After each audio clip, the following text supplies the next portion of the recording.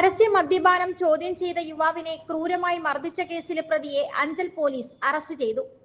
അഞ്ചൽ ഈട്ടിമുക്ക് സ്വദേശി സനോജിനെയാണ് Anchal police arrest ചെയ്തത്. മർദ്ദനത്തിൽ മൂക്കിന്റെ പാലത്തിനും കണ്ണിന്റെ താഴെയെല്ലിനും പൊട്ടലേറ്റ അഞ്ചൽ ഏറം കല്ലുവിള വീട്ടിൽ 42 വയസ്സുള്ള മരിയാദാസ് അഞ്ചലിലെ സ്വകാര്യ ആശുപത്രിയിൽ ചികിത്സയിലാണ്. രാധാസ് ചൗക്ക് റോഡ്, പുനലൂർ. കഴിഞ്ഞ ഏതാനും നാളുകളായി മരിയാദാസിന്റെ വീടിന്റെ മുൻപിലുള്ള വർക്ക്ഷോപ്പിന്റെ മുൻപിൽ വെച്ച് സനോജും സുഹൃത്ത് അനന്തവും പരസ്യമായി മദ്യപിക്കുന്നത് മരിയാദാസ് ചോദ്യം ചെയ്തിരുന്നു. ഇതിന്റെ വൈരാഗ്യത്തിൽ സനോജ് മദ്യപിച്ചെത്തി മരിയാദാസിനെയും ഭാര്യയെയും അസഭ്യം വിളിക്കുകയും ഭീഷണിപ്പെടുത്തുകയും ചെയ്തു. ഇത് മരിയാദാസ് വീണ്ടും ചോദ്യം ചെയ്തു.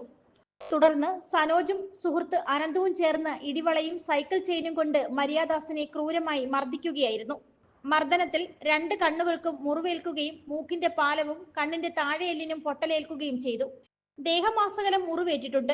മർദ്ദനമേറ്റ് റോഡിൽ കിടന്ന മരിയാദാസിനെ നാട്ടുകാരും ബന്ധുക്കളും ചേർന്ന് ആശുപത്രിയിൽ എത്തിച്ചു. മരിയാദാസിനെ മർദ്ദിച്ച സനോജിനെ പാലമുക്കിൽ നിന്നും പോലീസ് പിടികൂടി. കേസിലെ മറ്റൊരു പ്രതിയായ അനന്തു ഒളിവിലാണ്. അറസ്റ്റ് രേഖപ്പെടുത്തിയ സനോജിനെ കോടതിയിൽ ഹാജരാക്കി റിമാൻഡ് ചെയ്തു. Reporter Saji, Anchal. Radhas Chowk road, Punalur.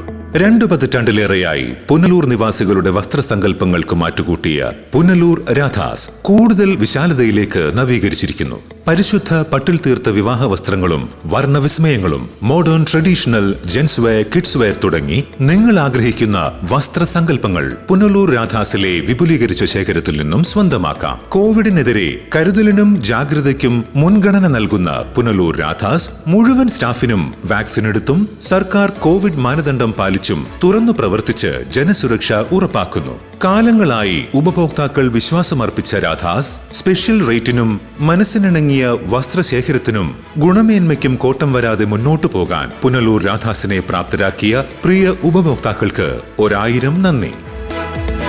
Radhas Chowk road.